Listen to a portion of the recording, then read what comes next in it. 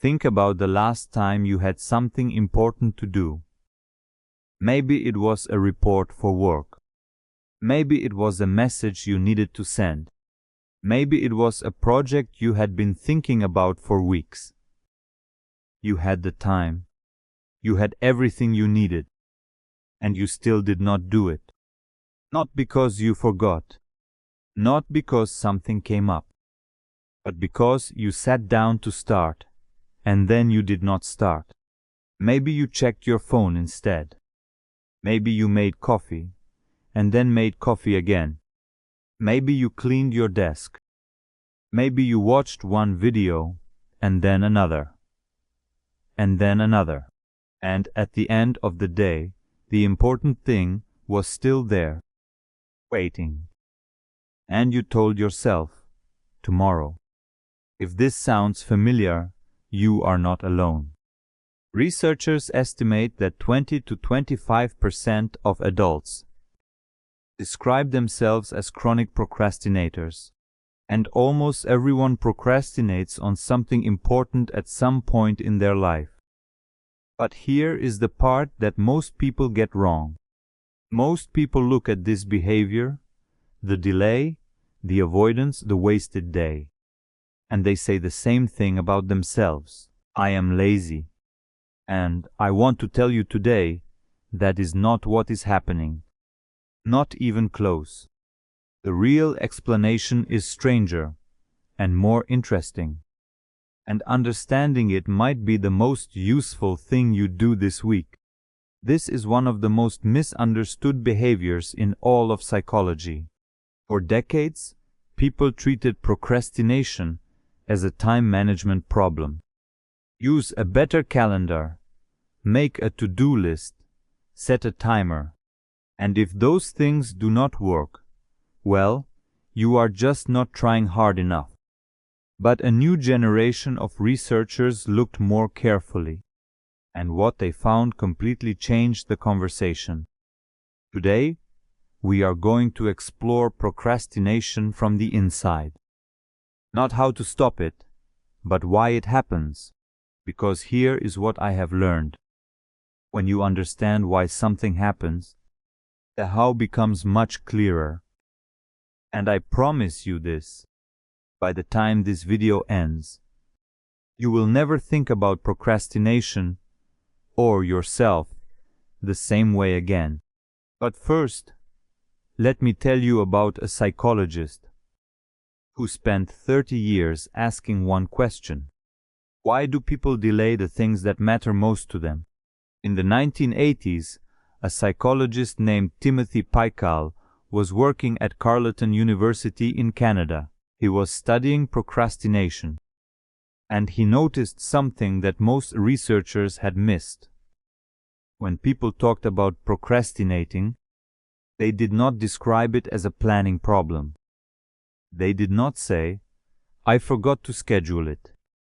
They did not say, I did not have enough time.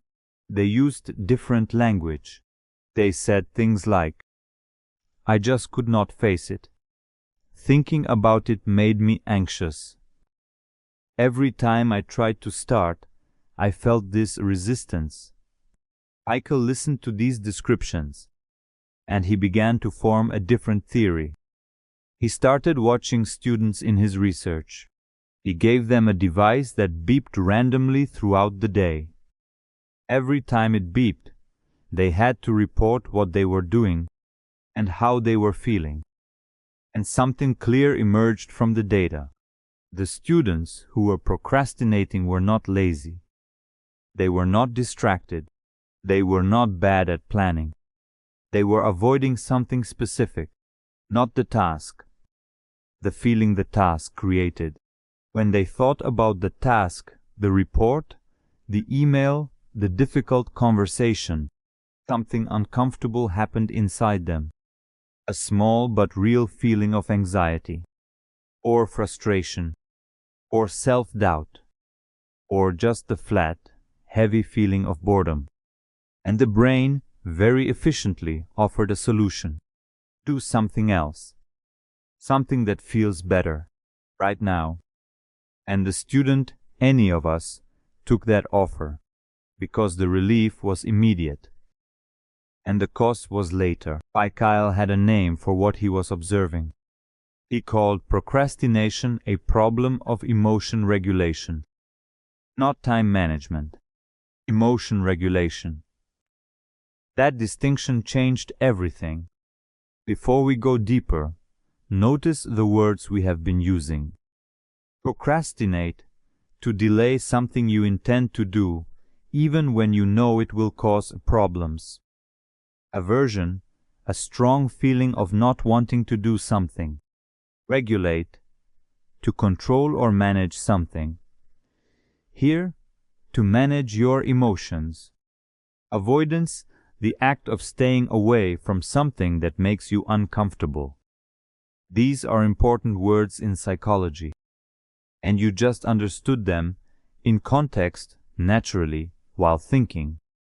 That is your English working exactly the way it should. Keep listening. So let us understand this more clearly. Pychyl and his colleague Fuchias Erois at the University of Sheffield published research in 2016 that gave procrastination a precise definition. Here it is. Procrastination is the voluntary delay of an intended action, despite knowing that this delay will make things worse. Read that again. Voluntary. Despite knowing it will make things worse. This is not forgetting to do something. This is not being too busy. This is choosing, consciously or not, to delay something important, even though you know the delay will hurt you. Why would anyone do that? Here is the answer. The task creates a negative emotional state, not always a dramatic state. Sometimes it is just a small, quiet discomfort, a low-level anxiety about doing it wrong, a vague feeling that the task is too big or too confusing, a sense that you are not good enough to do it well, or sometimes simply boredom, the flat knowledge that this task is dull and you do not want to do it. Whatever the specific emotion is, the feeling is unpleasant, and your brain, which is always looking for ways to feel better right now, makes a very fast, very automatic decision. Find something else to do. The something else does not have to be important. It does not have to be useful. It just has to feel better than the task. And so you check your messages. You research one more thing before starting. You decide this is a good time to organize your desk. You tell yourself you work better after a short break. And in that moment, for a few minutes, you feel better. That feeling of relief is real.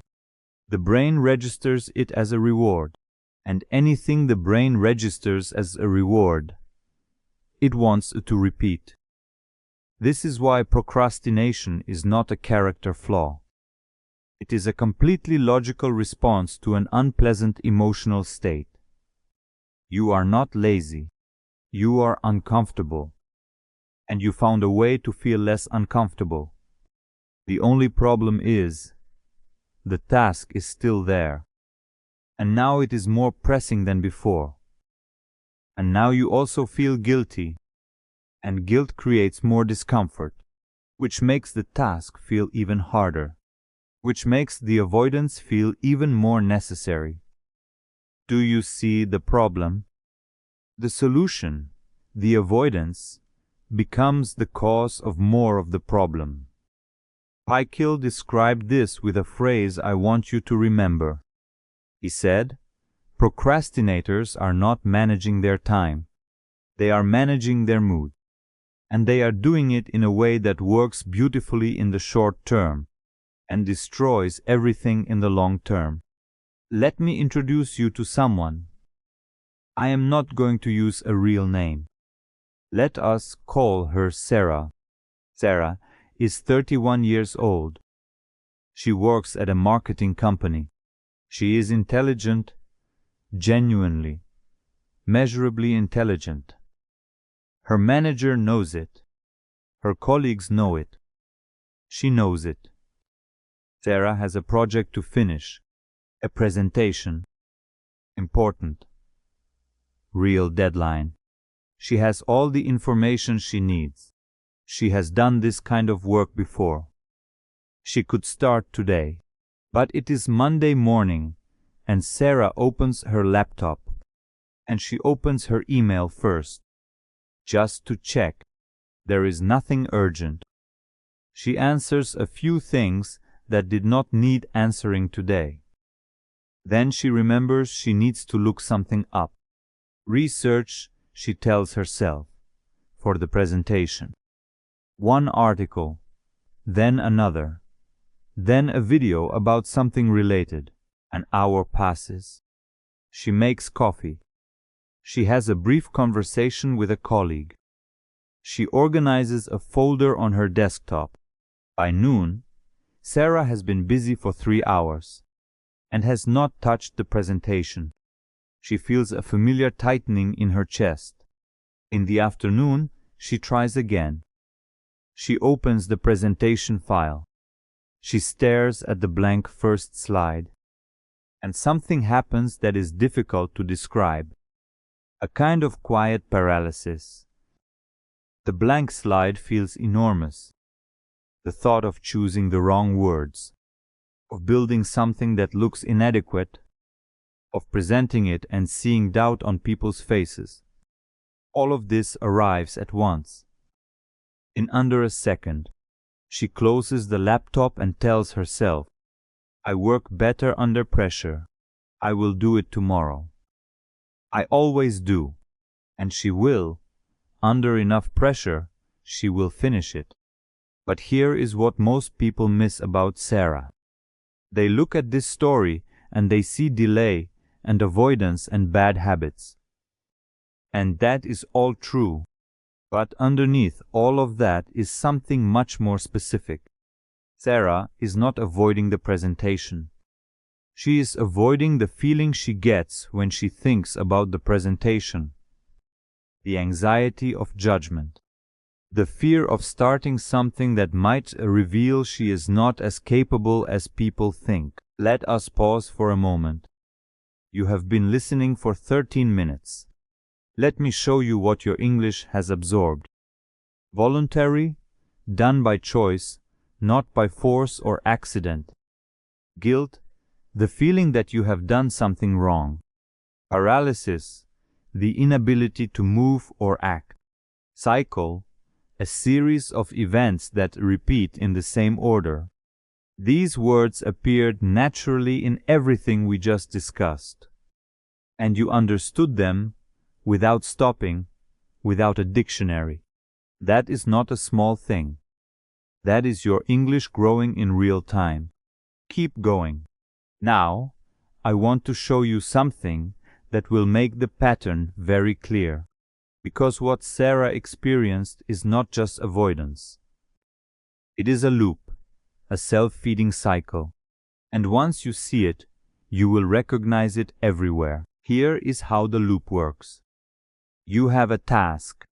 The task creates an unpleasant feeling, anxiety, boredom, self-doubt. You avoid the task to escape the feeling. The avoidance gives you immediate relief. But the task is still there, and now it is closer to the deadline. That creates more pressure. More pressure creates more anxiety. More anxiety makes the task feel even harder to start. And so the avoidance becomes even more necessary. And somewhere inside this loop, guilt arrives. You feel guilty for not starting. The guilt is unpleasant. So you avoid thinking about the guilt, which means you avoid thinking about the task, which delays you further, which creates more guilt. This is not a personality problem. This is a cognitive trap. A researcher named Roy Baumeister at Florida State University found that making decisions and resisting impulses uses mental energy. He called this ego depletion.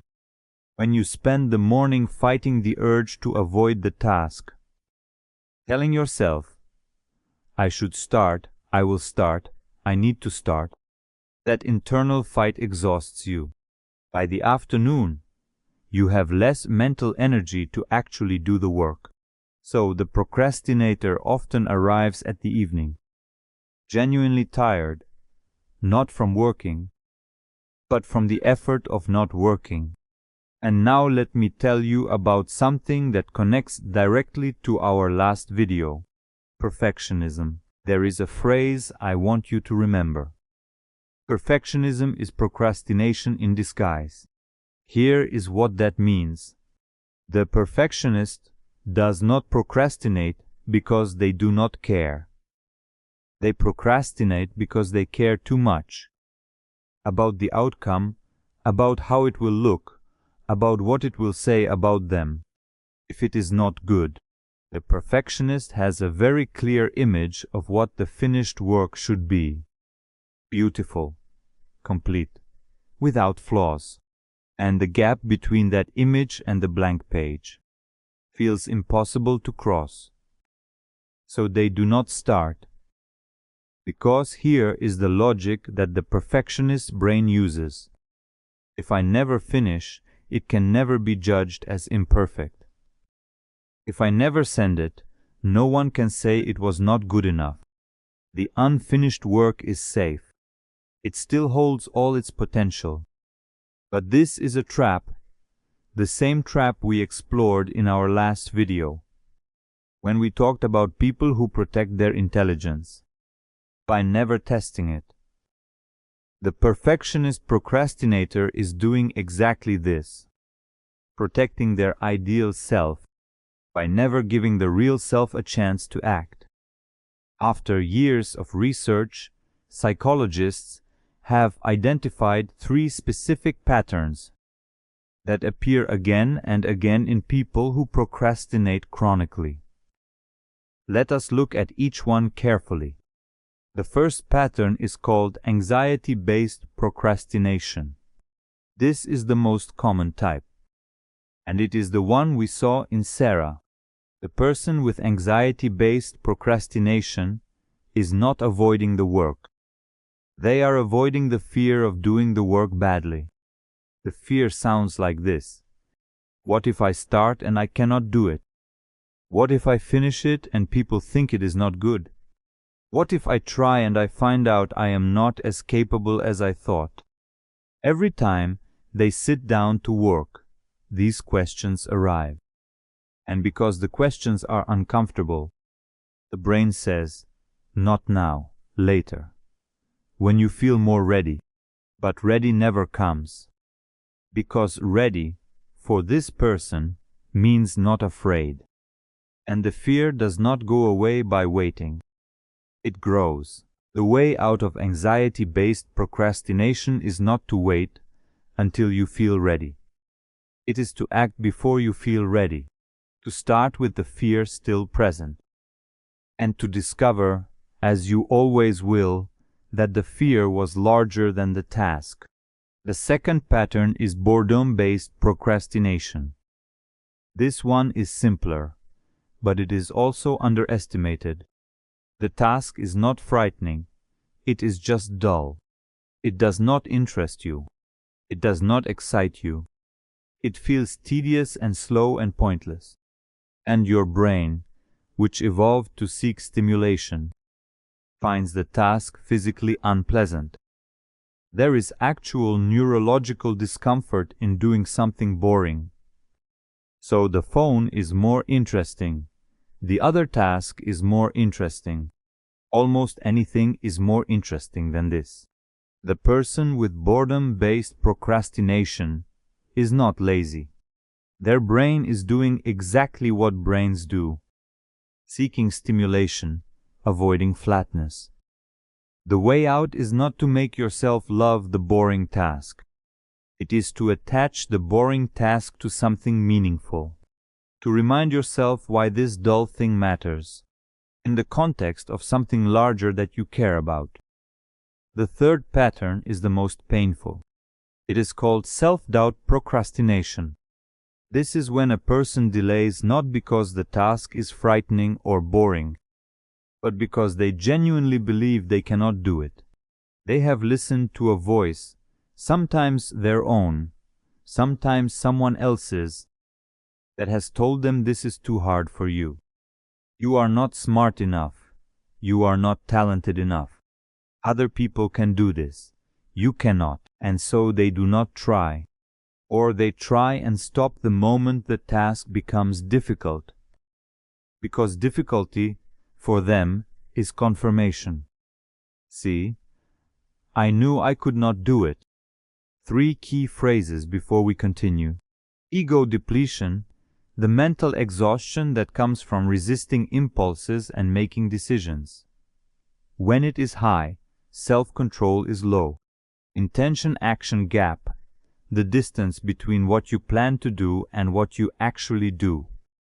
Chronic procrastinator, someone who procrastinates not occasionally, but as a consistent pattern across many areas of life. These concepts exist in psychology, and now they exist in your English vocabulary. Now I want to talk about the people who understood all of this and found a way through. Because this video is not about making you feel stuck. It is about showing you the door. Let me tell you about a man named Tim Urban. If you do not know his name, he writes a blog called Wait But Why. It is one of the most popular blogs in the world. He writes very long, very detailed, very intelligent articles about difficult questions. Tim Urban is also a self-described extreme procrastinator. He once gave a TED talk about procrastination that has been watched more than 70 million times. He said that the procrastinator's brain has a special character living inside it. He called it the instant gratification monkey. The monkey takes over whenever you sit down to work. It does not care about deadlines. It does not care about consequences. It only cares about what is fun or easy or interesting right now. The rational brain can take back control, but only when things become truly urgent. When the deadline is tomorrow. When the panic is real.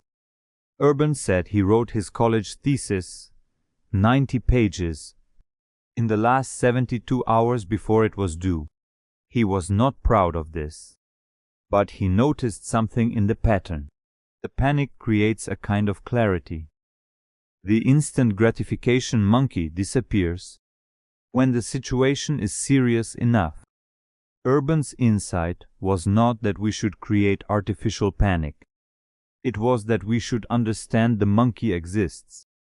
Name it. See it. Know that it is a part of how the brain works.